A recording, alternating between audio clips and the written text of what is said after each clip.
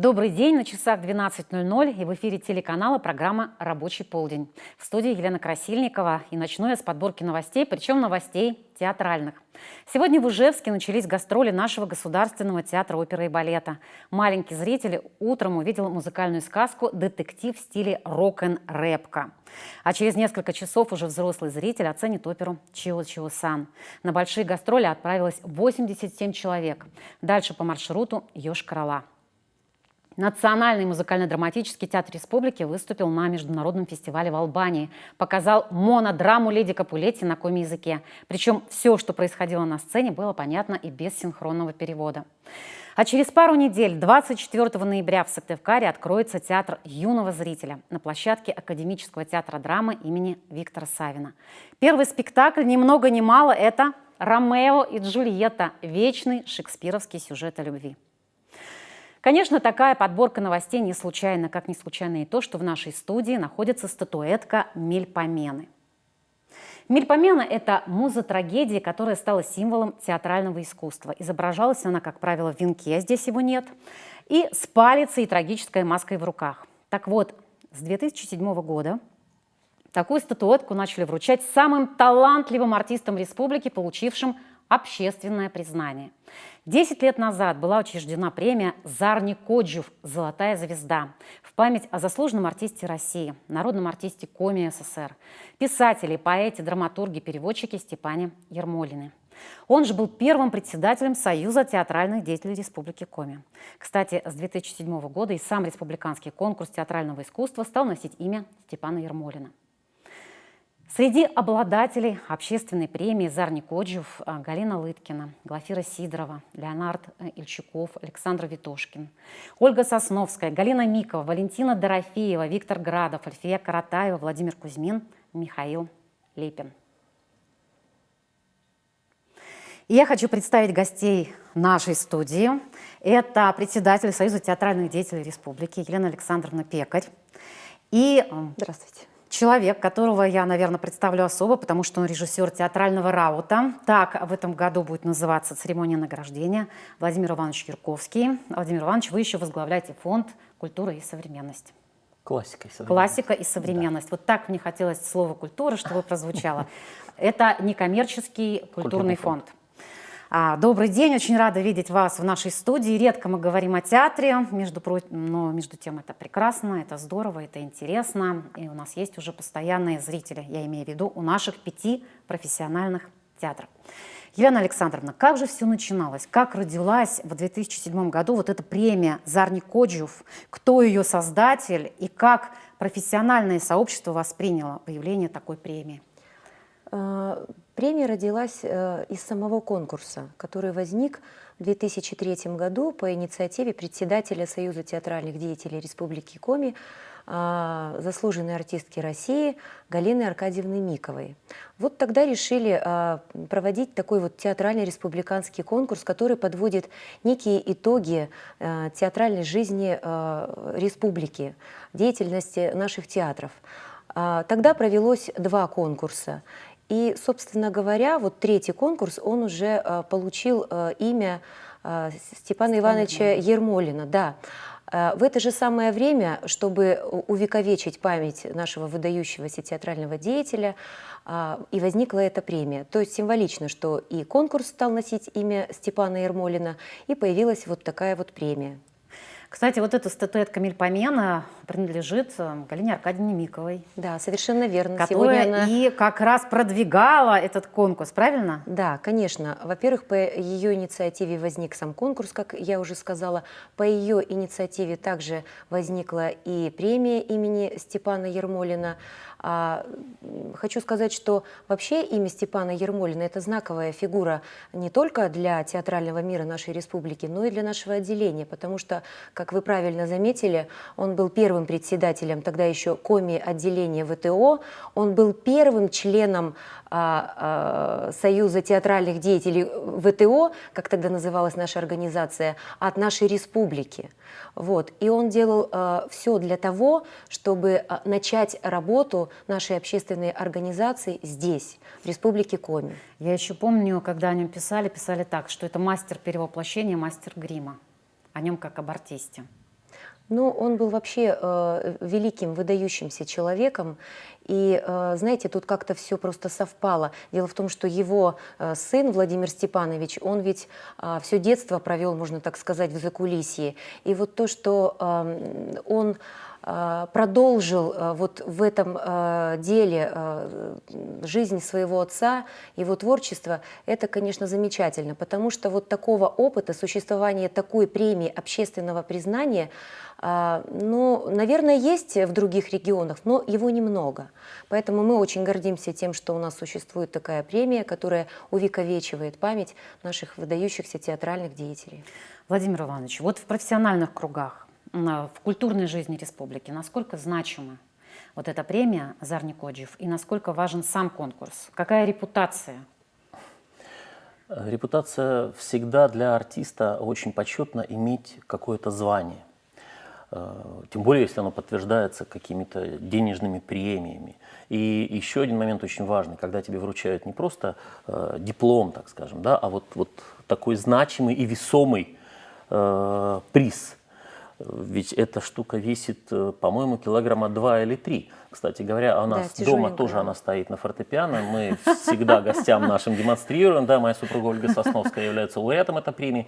И поэтому для артиста быть заслуженным, уважаемым, тем более премия общественного признания, это значит не коллеги-артисты, не профессиональная, предположим, да, оценка, а именно зрителя. Это особенно важно. А вот интересно, как эта процедура происходит, зрительского голосования? Ну, на сайте «Консультант Плюс» создан некий ресурс, благодаря которому зритель может голосовать за своих любимых, понравившихся им артистов. То есть это онлайн-голосование? Ну да, в принципе, может быть, конечно, может быть и не онлайн голосование, но надо сказать, что вообще сейчас множество возможностей проводить такое анкетирование. Вот, например, были ситуации, когда сотрудники компании приходили в театр со своими какими-то вот ящичками и опрашивали зрителей. Зрители заполняли какие-то бумажки, бросали в эти ящички, потом они подсчитывали, что-то там для себя выводили, какие-то результаты. Одновременно и на сайте проходила такая же работа. Ну, в общем, используется много всяких методов для опроса зрителей. Вот смотрите, в конкурсе, да, это профессиональное жюри, премия – это общественное жюри. Совершенно верно. И вот смотрите, 10 лет премии «Зарни Коджиев». Но я посчитала по фамилиям, а у нас обладатели-то мельпомены. Ой-ой-ой, как много. Это значит, какие-то годы мы больше вручали? Владимир Степанович – человек, который душой болеет за театральное искусство, и поэтому, когда в тот год, у нас же как получается, что мельпомена вручается на нашем конкурсе, а конкурс у нас проходит раз в 2 года. Но случается так, что в тот год, когда у нас конкурс не проходит, у какого-нибудь театра, например, юбилей, или у какого-нибудь нашего известного артиста юбилей. Конечно, Владимир Степанович, вот он предусматривает эту ситуацию, и вообще получается так, что эту премию он вручает практически каждый год. Поэтому и число лауреатов у нас на сегодняшний день 11. И хочу сказать, что на нашей церемонии он также будет вручать эту премию, очередную и еще одну внеочередную. Но это большой секрет. 2. Да, но это большой секрет, кто станет обладателем 2 этого. человека, Да, совершенно верно. На этот раз это будет Это 2 ведь зрительское артиста. голосование, и когда, предположим, соотношение Очень абсолютно близкое, очень да? близкое, да, трудно не согласиться, и именно, может быть, поэтому Владимир Степанович и идет на это, чтобы поощрить и того, и другого, потому что зрители выбрали 2. Ну вот смотрите, церемония награждения 14 ноября. Вы назвали эту церемонию «Закрытый театральный раут». Что же это такое будет, Владимир Иванович, вы как режиссер этого проекта?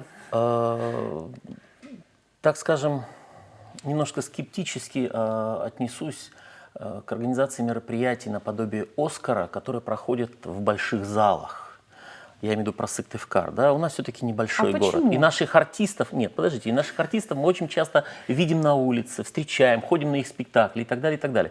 И поэтому вот практически даже очень сложно вот сделать что-то такое грандиозное, большое и собрать порой даже зрителя, чтобы наполнить зал. Хотя к этому всегда каждый год СТД стремится.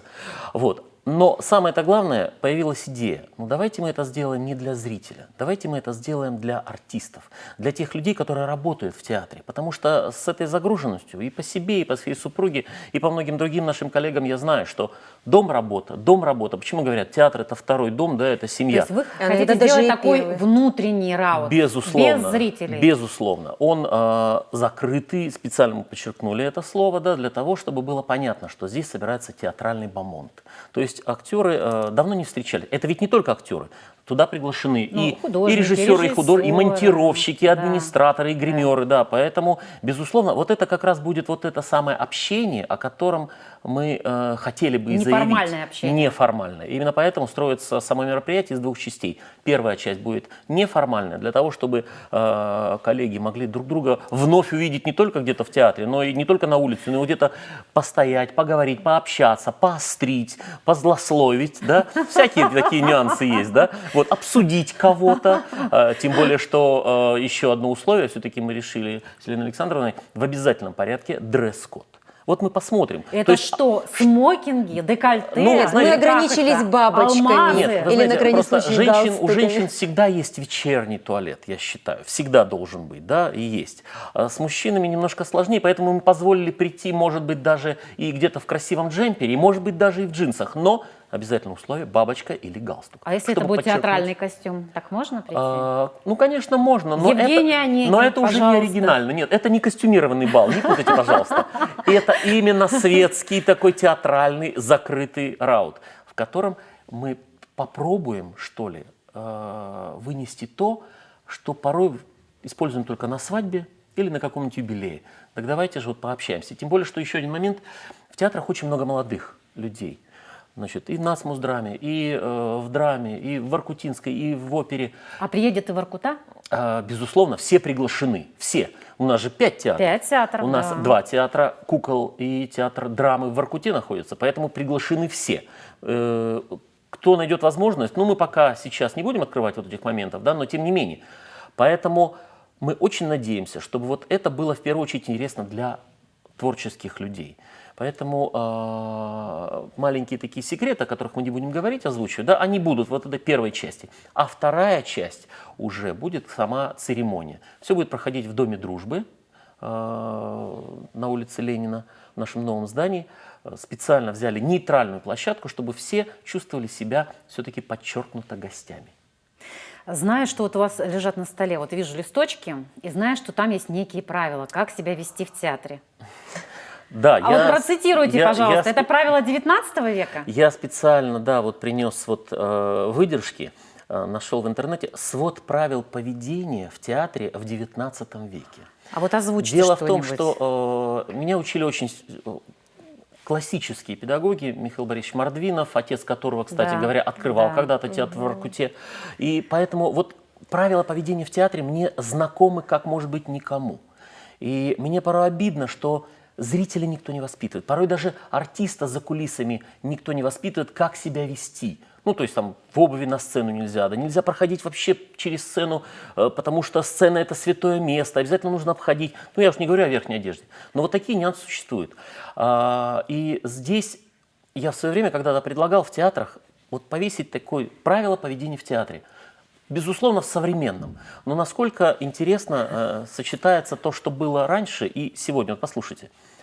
В театре должно держаться точно так же прилично и воспитанно, как в великосветской гостиной. Сразу Главное и хочется, самое важное условие подтянуться. для всех посетителей театра есть соблюдение строгой тишины. Во время представления неприлично обращаться к соседям. Тем более Коротко. гаджетом. Аплодируют только мужчины. Тогда таких слов Ни одна благовоспитанная женщина никогда не позволит себе такого шумного проявления своего одобрения. Ну, может быть, сегодня мы уже более свободные, и девушки тоже, если они кричат «браво», то почему бы нет, нам это артистам тоже приятно. А вот интересный момент. Оглядывать театральную залу в бинокль во время представления неприлично. когда должен сосредоточить внимание на сцене и смотреть только туда. Это общее правило для всех. Но в особенности молодые девушки должны избегать осматривать публику. Даже в антрактах они должны делать это крайне осторожно, не обращая на себя ничего внимания. Владимир Ну, Иванович, я думаю, сейчас что... нет театральных биноклей. Мне сказали, их даже не выпускают. Не знаю, так это или нет. Ну, в столичных театрах везде есть. Это в обязательное правило, потому что все равно, я знаю, другое дело, что театр предлагает или не предлагает. Зритель ведь любит посмотреть, во что одет Рассмотреть, артист, так сказать, много ли у да. него морщин уже на сегодняшний день и так далее, и так далее. Поэтому, вот. Ну и, может быть, еще последнее я скажу. Вспомню те слова, которые вы сегодня произнесли в начале передачи, встречи нашей, когда вы сказали, что да, мы вот порой не успеваем ходить в театр, у нас мало времени и так далее. И вот здесь есть красивая фраза Гленда Джонсона. Театр все равно, что музей. Мы туда не ходим, но приятно знать, что он есть. Хочется сказать браво, браво и бис. Ну, сегодняшний зритель, да, очень сложно. И в этой суете на самом деле порой не успеваешь сходить в театр на какое-то представление. Но самое удивительное, что когда ты все-таки, это порой бывает со своими, ну, порой знакомыми, да, приходи, ты не пожалеешь. И потом, когда этот человек пришел в театр, и мы с ним после встречаемся, он говорит: спасибо огромное, это правда, вот надо было выйти в театр. Я тоже заготовила цитату. Это очень знаменитое высказывание Виссариона Белинского из «Литературных мечтаний». Наверное, вы его помните, но я еще раз процитирую. Театр. Любите ли вы театр так, как я люблю его? То есть всеми силами души вашей, со всем энтузиазмом, со всем иступлением, которому только способна пылкая молодость, жадная и страстная до впечатления изящного. Или лучше сказать, можете ли вы не любить театр больше всего на свете, кроме блага и истины? И в самом деле, не сосредотачиваются ли в нем все чары, все обаяния, все обольщения изящных искусств? Какое из всех искусств владеет такими могущественными средствами поражать душу впечатлениями и играть ею самовластно? Вот так говорил, писал Белинский. А я хочу о другом спросить вас. Сегодня, в сегодняшнем нашем мире, какую роль играет театр? Вот такой серьезный вопрос, Елена Александровна. Ну, вы знаете, вообще театр – это, конечно, древнейший вид искусства. Если говорить о том, насколько театр, ну, будем говорить о нашей республике, да, насколько театр востребован и насколько ту или иную роль он играет, здесь нужно всегда понимать, чтобы вот эта роль возникала, здесь человека, маленького ребенка, нужно воспитывать, чтобы когда он вырос, этот интерес у него не пропадал. И когда мы говорим о том, что сегодня люди у нас мало ходят в театр, мы говорим о том, что они заняты, мы говорим о том, что им некогда, что у всех у нас такая жизнь, у нас у всех много проблем. Это неправда. Правда состоит в том, что у нас немножечко упущен вот этот вот возраст, да, детский возраст. Те дети, которые потом станут юными людьми, взрослыми людьми, которые потом своих детей переведут в театр. Поэтому сейчас очень большое значение уделяется детским театрам, театрам кукол, тюзам. Вот вы сегодня сказали о том, что вот скоро состоится открытие, значит, у нас в стенах театра драмы тюза. Да, это важный момент. Потому что если мы рассмотрим театры с точки зрения их какой-то сложности понимания, да, то понятно, что театр кукол, тюз, театр драмы и, конечно, театр оперы и балета. Вот эту систему, конечно, нужно формировать с детства. Поэтому... А зачем, Владимир Иванович, вот зачем? Зачем вести ребенка в театр? Вы знаете, да, я был в разных ипостасиях, я был министром, был артистом и так далее, продюсером, режиссером, всем. И позволю себе затронуть некоторую такую тему, потому что для меня, я всегда говорил и убежден в этом, культура нужна любому человеку. И воспитание его начинается, как сказала Елена Александровна, да, здесь прозвучало, с детства. Потому что человек образованный и человек культурный, он не будет управлять экономикой по-бандитски. Он не будет по-бандитски или, знаете, вот заниматься, то есть подведу итог. И экономика, и промышленность, и все совершенно люди с с культурным отношением к своему делу, образованные, совершенно по-другому ведут себя и на производстве. Не в общении с другими, а к своей работе у них отношение совершенно другое. Вот в этом я глубоко убежден. Для меня это очень важно. Ну, а если еще один момент затронуть, извините, советская власть очень мощно использовала ресурс театральный, артистический, творческий. Потому что вот эта пропаганда, которая тогда была, да, она, в общем-то, была на созидание направлена. Называли театр трибуной. Сегодня, к сожалению, да, очень часто наша культура находится на таком положении, ее редко, хотя я, опять же, глубоко убежден, даже свои политические взгляды можно через театр, потому что только в театре человек воспринимает это по-настоящему, когда ходит в театр. Ведь мы с вами, помните, в садике нас водили в театр, в школе мы группово ходили все в театр, в обязательном порядке, это было в школьной программе. Сегодня, к сожалению, это не часто встречается. Это уже инициатива педагога или директора школы, предположим. Или самого театра. Поэтому здесь... Вот смотрите, сегодня, конечно, театр борется за зрителя. Причем борется всеми способами. И иногда вот думаешь, вот зачем вот так понизил, что ли, себя театр, да? Обязательно какую-то голую часть тела показать, чтобы привлечь зрителя. Вот все-таки в этой борьбе за зрителя теряют ли что-то театр? Как вы думаете? Я вам скажу, как бы в продолжении того, что я говорил, искусство всегда должно быть выше вот наших это физиологических понятно. Потребностей. А мы что же видим-то? Нам ближе то, что, да, действительно, вот физиология, что нашу физиологию удовлетворяет. А высокое искусство, оно повышает. То есть мы подтягиваем зрителя к себе. И вот это должно быть государственной политикой. Только государство должно поддерживать театр на том уровне, чтобы ставились хорошие, красивые, эстетические, классические спектакли. Современные, безусловно, тоже. Но чтобы это не опускалось до бытовухи. На кухне мы с вами можем ругаться матом, даже в разговоре, не только, да, когда мы ругаемся. Вот. Но на сцене я против этого, потому что мы опускаемся до уровня зрителя. А интеллигенция, ей хочется быть... Ведь девушки почему расцветают, почему им хочется любить? Потому что они видят Ромео и Джульетту, они видят других героев, постановок, на которых им хочется равняться. Все равно любая девчонка сегодняшняя, да, современная девчонка, да и юноша, они хотят быть красивыми и все равно хотят быть похожими на этих героев. Потому что это выше, чище, интересней, красивее, элегантней. Тут нужно много очень всяких эпитетов говорить, но это очень важно. И я считаю, что это все равно в любом случае государственная политика. Ведь даже члены СТД, извиняюсь, да, очень много борются за то, чтобы театру уделяли больше внимания, поддерживали финансово. Елена Александровна, все-таки сегодня наши театры, да, которые представляют спектакли, это спектакли развлекательные или все-таки пища для ума и для души? Ну, вы знаете, в каждом театре, в принципе, репертуар должен формироваться, конечно. И с точки зрения какого-то легкого жанра, комедии, вот, с точки зрения классики.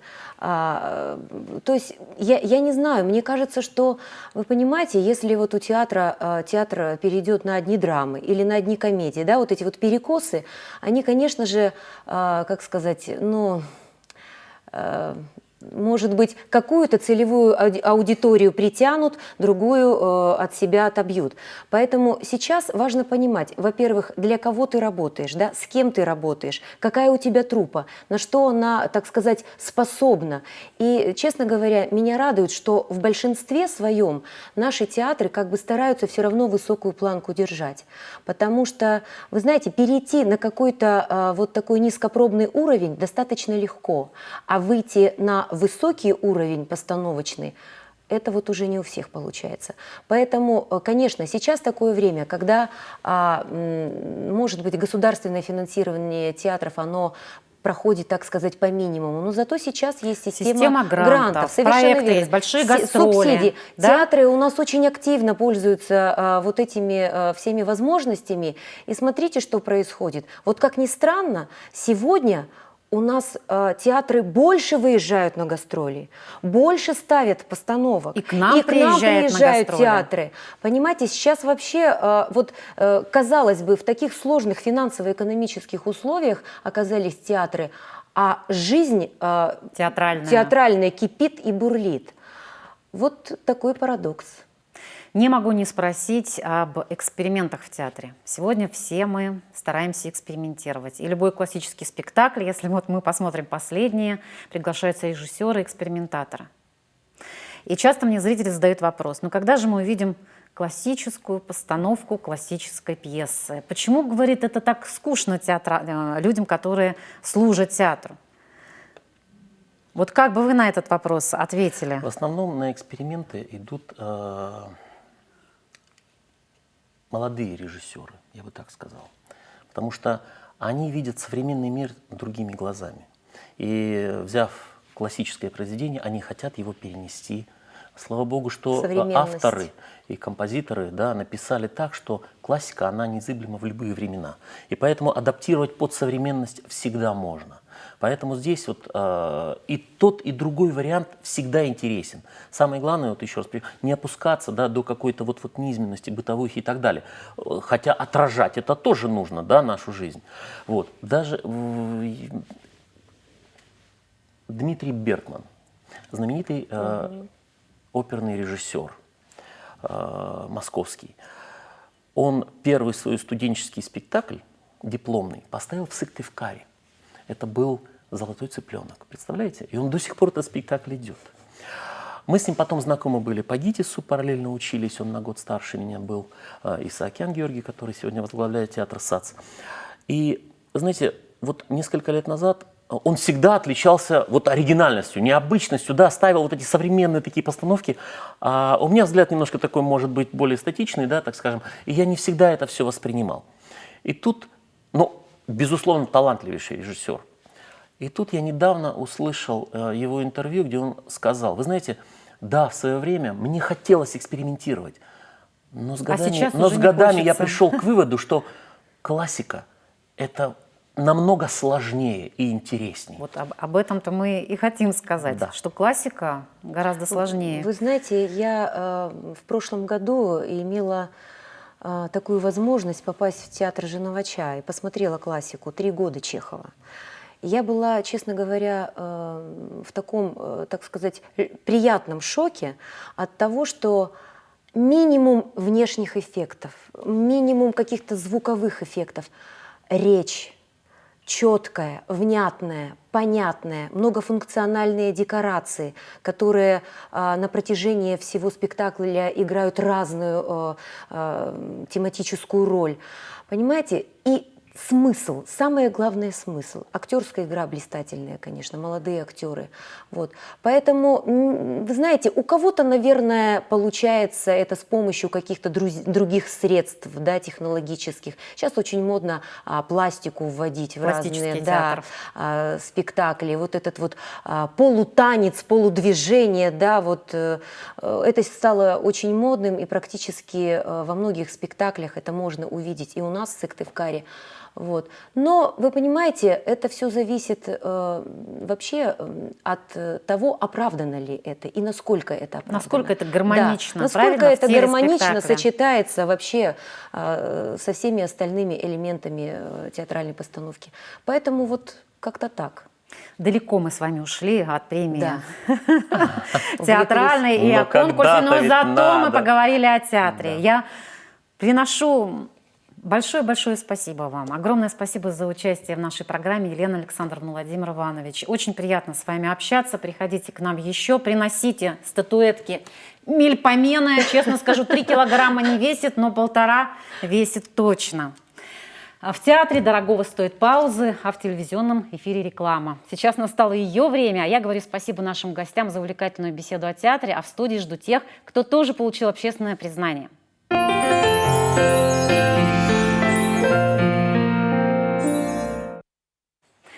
Вы смотрите программу «Рабочий полдень». Только что мы говорили о первой в республике общественной премии в области театрального искусства «Зарни Коджев». Сейчас я жду гостей, которые получили общественное признание совсем в другой сфере. Но сначала небольшой блок новостей. В Коми на 26 рублей увеличился гарантированный душевой денежный доход. Документ об этом разместили на официальном портале региона. В среднем по республике он вырос с 2637 рублей до 2663 рублей. Возможности подготовки региональной и муниципальной управленческих команд и директоров компаний с государственным участием обсудили глава Коми и президент Московской школы управления Сколково. Также была рассмотрена возможность взаимодействия столичной школы с вузами республики. Командой с характером назвал сыктывкарский строитель тренер уральского трубника. Игра в рамках чемпионата России, которая прошла накануне, завершилась со счетом 5-4. Победа с небольшим отрывом досталась гостям столицы Коми. Это программа «Рабочий полдень». 10 лет назад зазвучало Коми народное радио, ныне радио Юрган. А жители республики стали активно предлагать свои радиопроекты на коми-языке и даже сами их вести.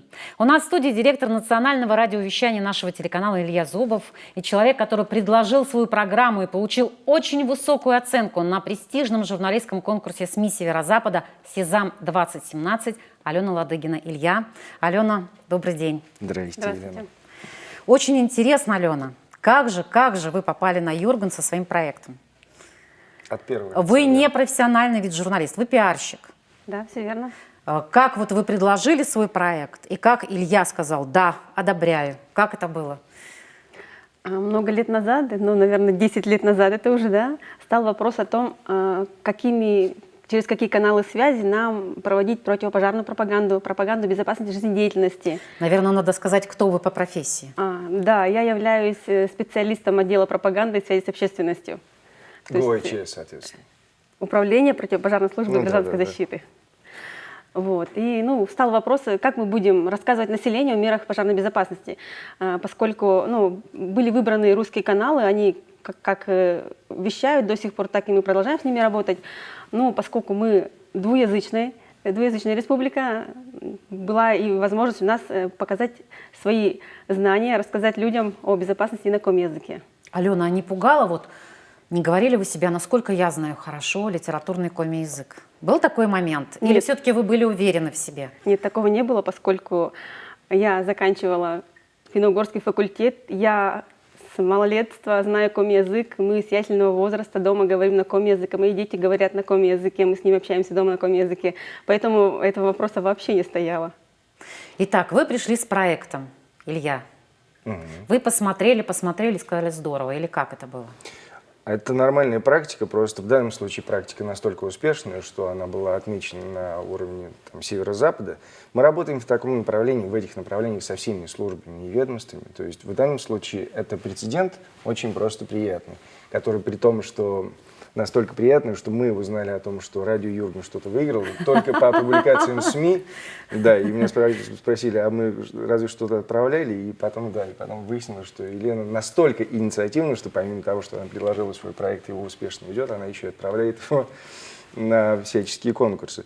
Поэтому мы работаем абсолютно со всеми ведомствами и со всеми людьми, в общем-то. Поэтому, если, как вы Поэтому каждый может стать радиоведущим. Конечно. Не каждый может стать радиоведущим, равно как и телеведущим, и вы прекрасно об этом сами знаете, но попробовать может, конечно, абсолютно каждый.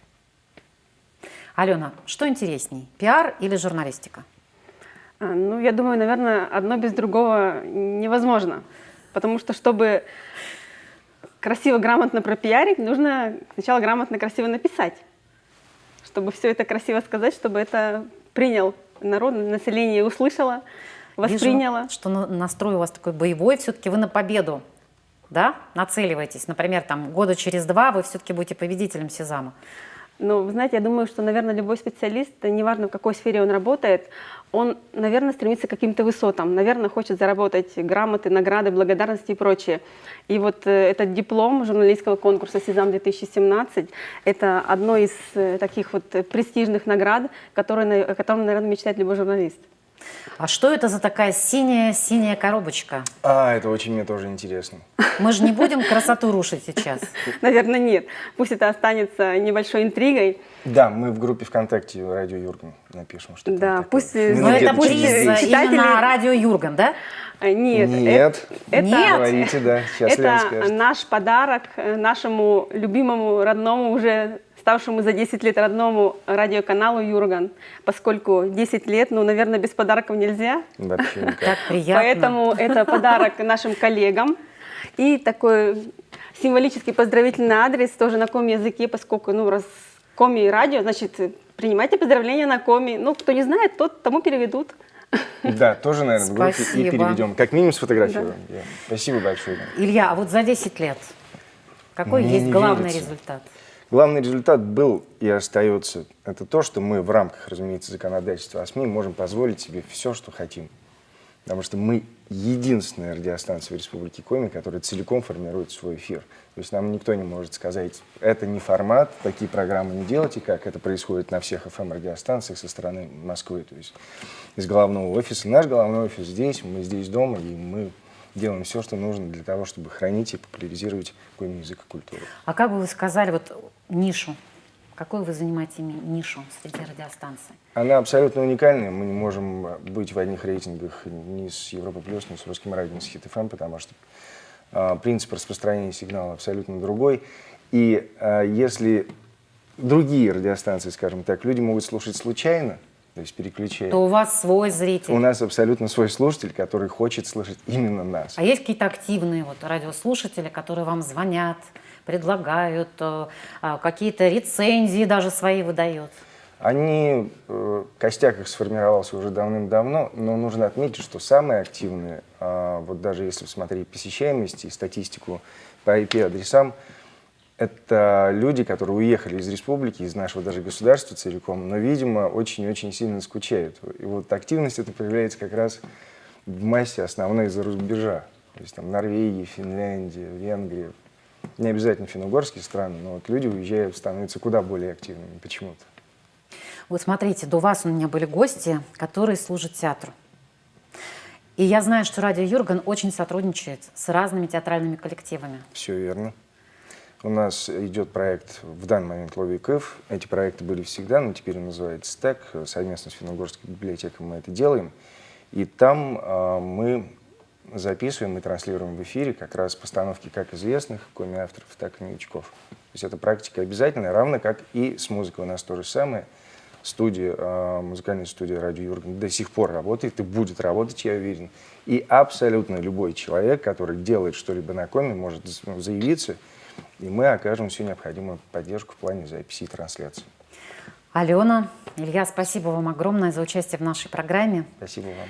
Если вы что-то пропустили и хотите пересмотреть фрагмент программы, воспользуйтесь функцией управления просмотром телевидения Ростелекома. А на сайте Юрган РФ хранятся записи всех эфиров рабочего полдня. До встречи!